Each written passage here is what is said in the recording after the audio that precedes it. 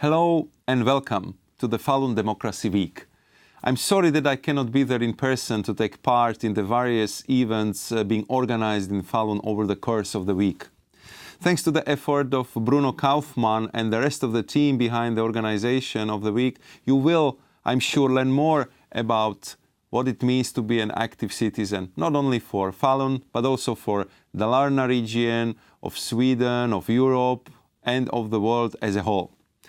And don't forget to pick up your democracy passport, which is packed with useful information about the week and will help you to learn more about the wider issue of active citizenship.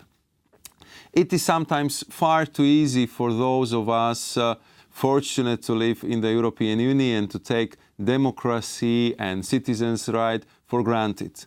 But having these rights count for nothing if we do not play an active part in using them. Decisions that affect all of our lives are taken at many different political levels, from local to global. That's why it is so important for European citizens to make their voices heard at all of these levels. There are many ways in which citizens can do this. Of course, not least through elections at local, national and European level. Next year's European Parliament elections will offer citizens the chance to bring about the real change. The Lisbon Treaty gave wider powers to the European Parliament, extending its democratic oversight in almost every area of EU policy making. And with the candidates for the role of the President of the next European Commission to be nominated by MEPs on the basis of the proposal from the European Council, citizens will also have the power to more directly influence the wider European policy-making process. In fact, this is a right that they already have, again, thanks to the Lisbon Treaty. The European Citizens' Initiative offers citizens from the length and breadth of the EU the chance to set the legislative agenda. Initiatives that meet specific geographical and legal criteria and which gather more than 1 million signatures will be considered by the Commission and could possibly become law. Launched in 2012, the first ECIs are now reaching the final deadlines for collecting signatures. They each have 12 months to reach the threshold.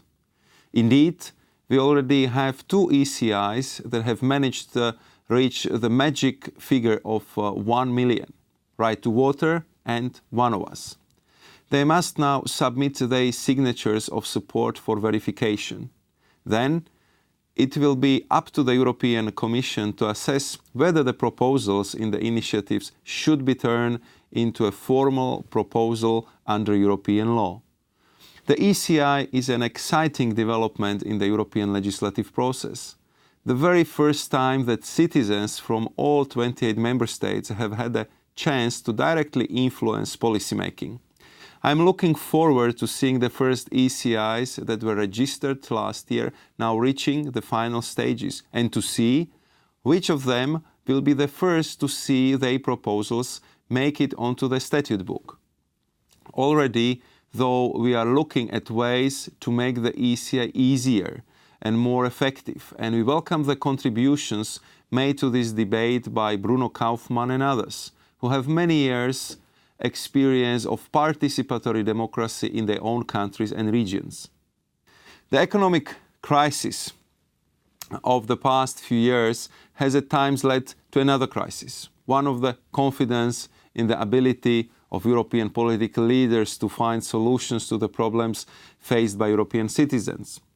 Although I firmly believe that the collective efforts of the EU and its member states have helped us to ride out the crisis and indeed to emerge from it stronger than before, confidence still remains low.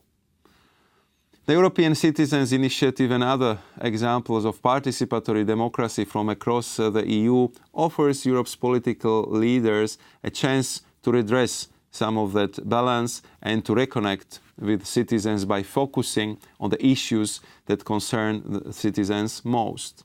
As such, they are a vital part of modern democracy, an asset that should be exploited to the mutual benefit of all.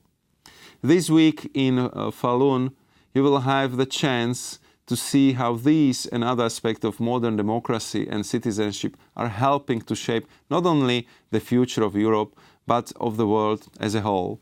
I'm sure it will be an enlightening and an entertaining week of events and activities, and I hope that it succeeds in its goal of getting citizens to play their part and have their say. Good luck, and don't forget to exercise your democratic rights.